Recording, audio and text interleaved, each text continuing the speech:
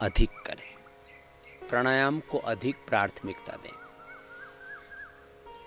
सिद्धासन में अक्सर अधिक भाई बहन बैठ पाते हैं, जो सिद्धासन में ना बैठ पाए वो सुखासन में बैठ जाए, और जिनका शरीर हल्का है वे पद्मासन में भी बैठ सकते हैं, और जो नीचे ना बैठ सकें वे कुर्सी पर बैठ करके प्राणायाम कर सकते हैं। जो कुर्सी पर भी ना बैठ सकें वो लेट करके प्राणायाम कर सकते हैं। प्राणायाम अवश्य करें। प्राणायाम में भी 10-12 तरह का हम प्राणायाम बताते हैं। भस्त्रिका,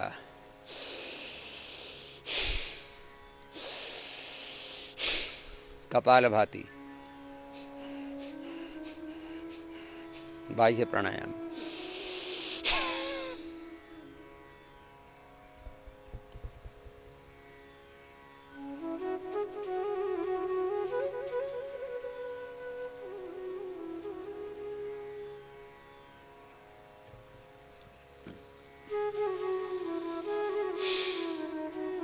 अग्निसार क्रिया भी बीच में करवा देते हैं।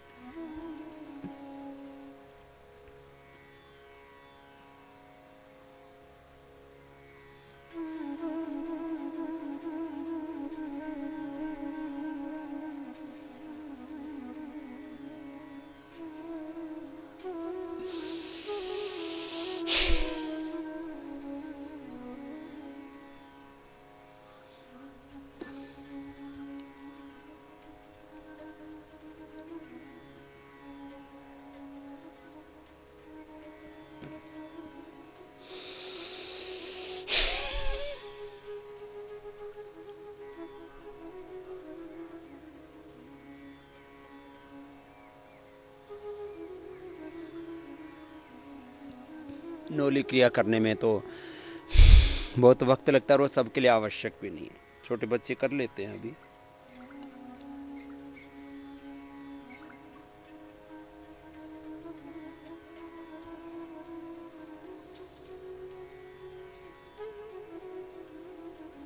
उज्जाई,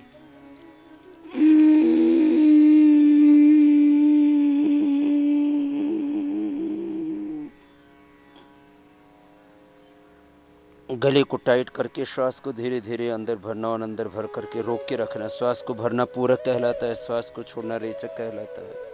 अंदर भर करके रखना अभ्यंतर कुंभक कहलाता है, बाहर छोड़ करके रोक देना बाह्य कुंभक कहलाता है। ठोड़ी को कंठकूप में लगा के रखना है, जालंधर बंद पेट को सिकोड़ के पीठ से लगा के रखना, उड्डयन बंद नाभि के नीचे वाले भाग को खींच के रखते, मूल बंद होता है। योग के कुछ शब्द हैं।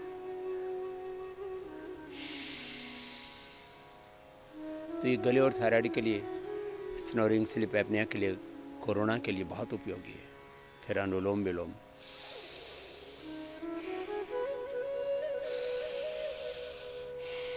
फिर भ्रामरी, ओम, उद्गीत और श्वासों पर ओंकार ध्यान। आवश्यकता के अनुसार शीतली, शीतकारी, दोनों में मुंह से श्वास लेते हैं, नाक से छोड़ते हैं। फिर बाएं नाक से बार बार श्वास लेना, दाएं से छोड़ना। यथाशक्ति अंदर भी रोक सकते हैं। तो चंद्रभेदी, दाएं से लेना, हर बार दाएं से लेंगे, बार बार दाएं से लेना और बाएं से छोड़ना। अंदर भी यथाशक्ति रोक सकते हैं। तो सूर्यभेदी, बाएं से लेना, अंदर रोक के रखना, यथाशक्ति दाएं से छोड़ना, दाएं से लेना, अंदर रोक करके रखना, बाएं से छोड़ना। नाड़ी शुद्धि, फिर कर्ण रोगांतक प्राणायाम, कान के रोगों के लिए। श्वास अंदर भर के और मुख के साथ साथ नाक भी बंद करके एयर का प्रेशर कपोलों तक और कान तक आता है।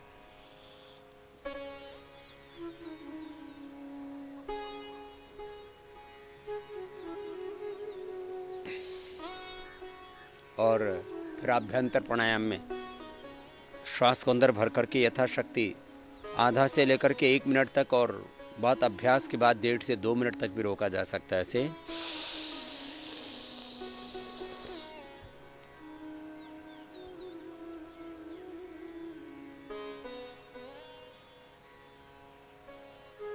इसको अभ्यंतर प्राणायाम कहते हैं।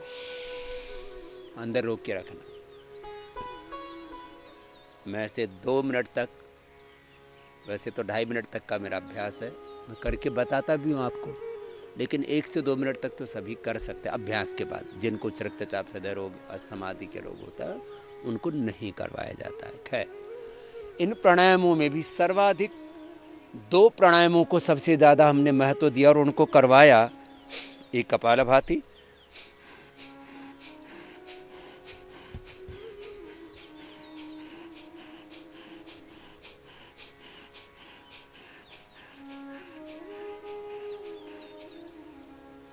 और दूसरा अनुलोम विलोम।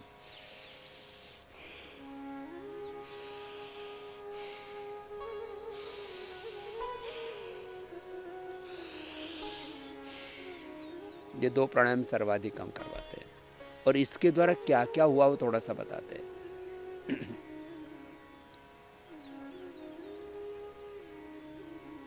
99% मैंने कहा दवाइयां छूट जाती हैं, बड़ी बात है। 99% दवाइयों का छूट जाना, 99% ऑपरेशन की जरूरत नहीं पड़ती, उसको अवॉइड किया जा सकता है। कितनी बड़ी बात है। और मैक्सिमम बीमारियों को हम क्योर कर लेते हैं। कंट्रोल तो 100% हो ही जाती हैं सब डिजीज, कंट्रोल 100% और 99% बीमारियां क्योर हो जाती हैं। ये कितनी बड़ी बात है। अब मैं थोड़ा सा संकेत भर कर रहा हूं, जैसे बालों का झड़ना, इसमें प्राणायाम के साथ साथ औषधियों का भी हम आलंबन लेते हैं, वो आपको अगले चरण में बताएंगे। बालों का झड़ना, जल्दी सफेद होना,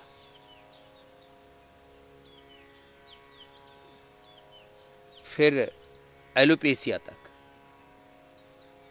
कई तरह की बालों की समस्याएं, डैंड्रफ, योग से दूर हो जाता है। बताइए।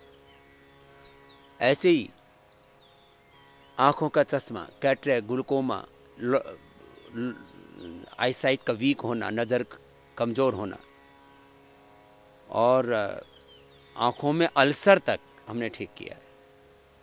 जिनके अंदर की नसें सिकुड़ गई थी, प्राणायाम करवाया, अनुलोम विलोम अधिक समय करवाते हैं। फिर उसमें अमल के रसायन सप्तामृत, लोह मुक्ता शुक्ति और त्रिफलाघृत पिलाते भी हैं और त्रिफलाघृत से अक्षितर्पण भी करवाते हैं। आंखों के असाध्य रोग हमने दूर किए। ऐसे नाक के अंदर से हड्डी बढ़ जाना, मांस बढ़ जाना और साइनस की छींक आने की सब समस्याएं प्राणायाम से और आयुर्वेद की औषधि है। सरसों का तेल तो सब जानते ही हैं, षडबिंदु तेल या उसमें अणु तेल और डाल देते हैं और थोड़ा श्वासारी आदि, त्रिकोटासी तुपलादि, लक्ष्मी विलास, संजीवनी, गिलोय आदि औषधियां देते हैं। पॉलिप्स अंदर से बढ़ गए थे, नाक का ऑपरेशन भी करवा लिया था, दोबारा फिर बढ़ गए। ऐसे फिर ऐसे कान के रोग, कान के बहना, कान के पर्दों में छेद, कम सुनाई देना, घू घू की आवाज आना, कर्ण में अलग अलग प्रकार के नाद, कर्णनाद, बहुत तरह की समस्याएं। ऐसे मस्तिष्क के सैकड़ों प्रकार के रोग होते हैं। जिनको पिट्यूटरी पीनियल ग्लैंड में गांठ हो गई थी, सिस्ट हो गई थी, जिनको माइग्रेन पेन था, डिप्रेशन था, paralysis, epilepsy, brain dementia, Alzheimer, Parkinson's, ऐसे रोग, मेमोरी का वीक होना, एक्यूट डिप्रेशन, सिजोफीनिया तक हमने ठीक किया है। ये मैं असंकेत कर रहा हूं। किससे?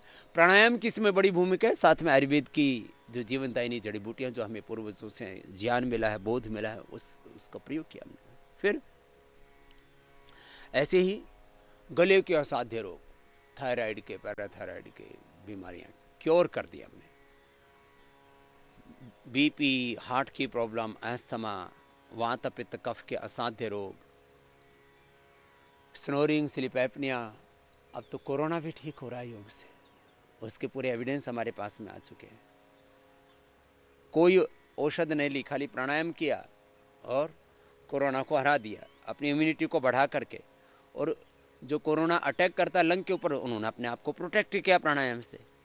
पहले से भी कर रहे थे, हॉस्पिटल में भी जब उनको क्वारंटीन किया गया तो प्राणायाम करके, और जो कोरोना के कारण से सिम्टम्स आते हैं, सिम्टोमेटिक की ट्रीटमेंट एलोपैथी में दे रहे थे, उन्होंने ठीक कर लिया अपने आप को। एक सिम्टोमेटिक ट्रीटमेंट है ये। योग आयुर्वेद का सिस्टेमिक ट्रीटमेंट है, वो कंट्रोल करते हैं, ये क्योर करता है, जबरदस्त है इसका लाभ। ऐसे ही फिर हार्ट हार्ट की अनेक प्रकार की बीमारियां, इंजेक्शन फैक्शन का कम होना, हार्ट का इनलार्ज हो जाना, हार्ट की नलियों का सिकुड़ जाना, ब्लॉकेज हो जाना, उसका हार्ट रेट का अव्यवस्थित होना, ये सब रोग कपालभाति, अनुलोम विलोम, इसमें शीतकारी भी करा देते हैं जिनको हार्ट की बहुत ज़्यादा प्रॉब्लम होती है। तो अनुलोम विलोम, भ्रामरी, उद्गीत, शीतकारी कराया तो बीपी की प्रॉब्लम, हार्ट की प्रॉब्लम खत्म हो गई। ऐसे ही मैंने कहा फेफड़ों, हार्ट के साथ साथ जिनको असाध्य रोग थे, किडनी के, स्प्लीन के, इंटेस्टाइन के, पेनक्रियाज के, यूट्रस के, ओवरी के, प्रोस्टेट के, गाल स्टोन, किडनी स्टोन और क्रिएटिनिन लेवल का बढ़ना, liver failure, kidney failure, hepatitis, fatty liver, kidney का श्रिंक हो जाना, लीवर का श्रिंक हो जाना, हार्ट का श्रिंक हो जाना, लंग का श्रिंक हो जाना, ऐसे ऐसे रोग।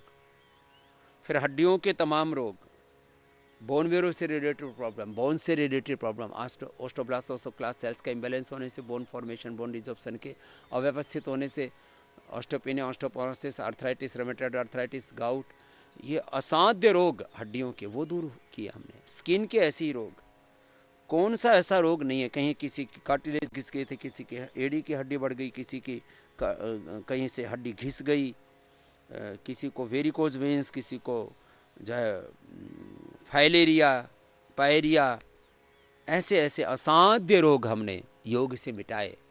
और उसमें योग के साथ आयुर्वेद की औषधियों का प्रयोग किया। योग एक चिकित्सा विज्ञान है, तो आयुर्वेद के हर जड़ी बूटी में आपके असाध्य रोगों का समाधान है। ये योग आयुर्वेद का विज्ञान। और आहार पर नियंत्रण, युक्ताहार विहारस्य युक्त चेष्टस्य कर्मसु युक्त स्वप्नावबोधस्य योगो भवति दुःखः। ऐसे योग से हमारे रोग, दुख, दर्द मिट जाते हैं।